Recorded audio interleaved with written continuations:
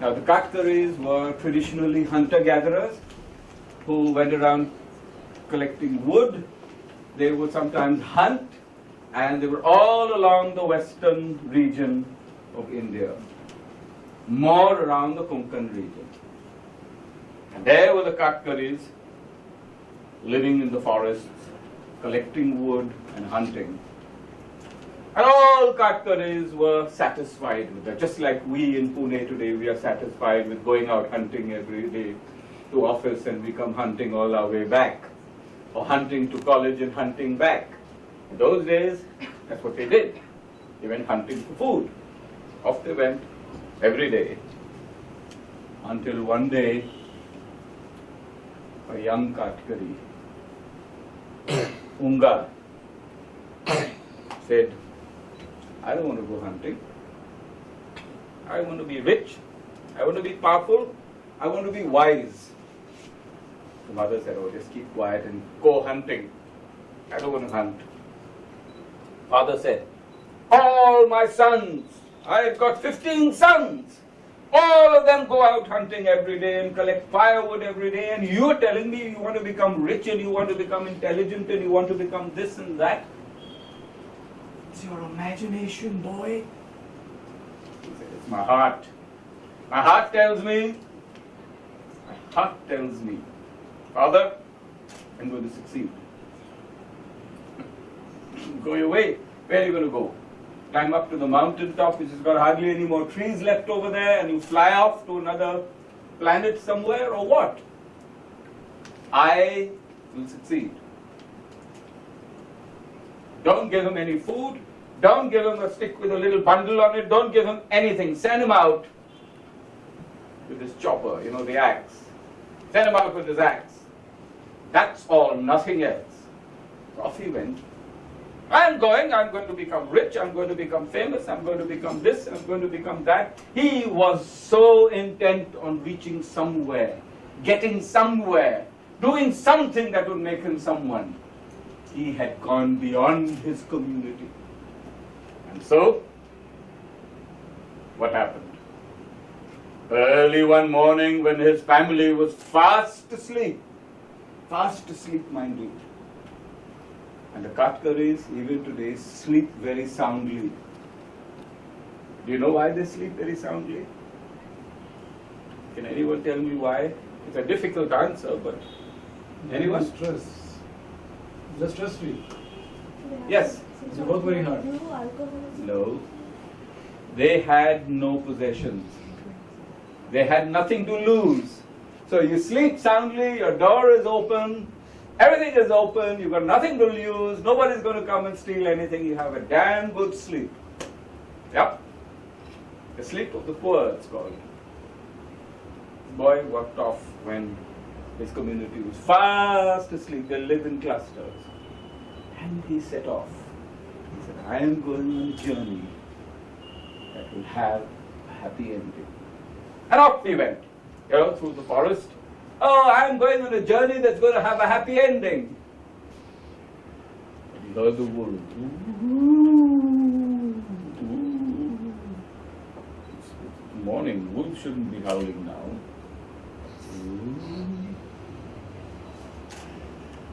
Oh! He said, those are wolves for sure. There are no more wolves left over here, he said. Where did these wolves come from? Opened through the forest, and he saw 3 wolves. And all of 3 were looking towards him and howling. And as he approached them, their howling stopped and they bowed their heads like this.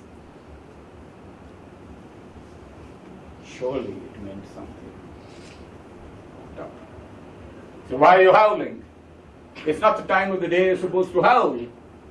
What's wrong with you? First wolf looked up and told him, you have decided to set off on a quest that will have a happy ending. Next wolf said, your quest has a happy ending, but there will be trials and tribulations. There will be difficult times. Third wolf said, but I am with you. I am the wolf, the protector. And so he set off through the day walking, with the wolf walking beside him. The whole day he walked, he didn't even think where he was walking. His feet were taking him along, he didn't need to think where he was walking.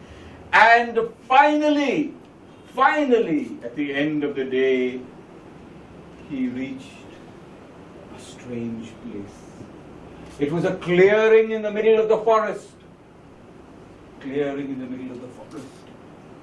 Where there was a green glow, a green light.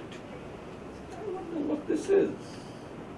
The wolf stopped by and pawed the ground with its left paw thrice, and then with its right paw thrice, and howled. Looked at the wolf and said, what does that mean? He said, that is the light of the forest. If you steal the light of the forest, your story will have a happy ending. Okay, so how do we steal the light of the forest? You have to catch a flock of birds that live 3 miles from here. Will you show me? Yes, I'll show you. So off they went around the green glow in the forest to search for the flock of birds. They were no ordinary birds, mind you. They lived up in a cliff, up in the ghats, right in the cliff. Just below the cliff, there was a cavern, deep. The wolf was expert. Sometimes he would even fly. He was so good. So there they are. These are magical birds. And the wolf was the interpreter. He told them, will you come with us? Oh, sure we'll come, but there's a price to it. What's the price? Tell him, said one bird. The other bird said, no, you tell him. No, you tell him. And they started arguing among themselves. Finally, they told him, here is a pitcher. You have to get this pitcher from the river. What river? The river Bhima. Fill this pitcher with the water that is clear, where ferns are growing, and bring it back to us. So he sets off. And he walks and he walks and he walks and he avoids, habitations in little towns and little places, because in those days they didn't like strangers. Village dogs came out and barked, and the wolf was scared, so he went along from the side like this. He didn't want to use his power on them.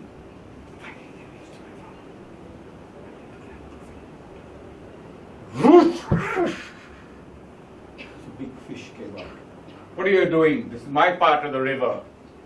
The river belongs to everyone, said the wolf. Oh, you shut up, you magic wolf. I'm talking to this guy. Yes, you can't take water from here. Why not? What's wrong? Why can't I take water from here? He said, this is my ancestors have lived here. But how can you take water from here? And with a great deal of coaxing, the fish said, no creature but a fish may come here. Unless you are a fish, you cannot come here. So, with the magic power of the protector wolf, he became a fish. Now are you satisfied? I'm a fish. Look at my tail, I'm a fish. Look at my scales, I'm a fish. Look at my mouth, I'm a fish. Okay, you passed the test. brought the vial of water, the jug of water, came back to the birds, drank the water, and we followed him. He went to a green glow in the forest. And it was the most amazing sight because the birds just produced from the trees, from the sap of the trees, a thin, long veil as they pull the sap from the trees. It was like a thin veil, as thin as gauze, and they surrounded the green glow. And they said, Wolf, take this in your mouth and run. The wolf took it in his mouth. And the wolf and the guy ran. They ran like they'd never run before. And when they were tired, they settled down, and the wolf and the man went to sleep. Actually, the wolf wasn't asleep, he just sat there. In the morning, he got up.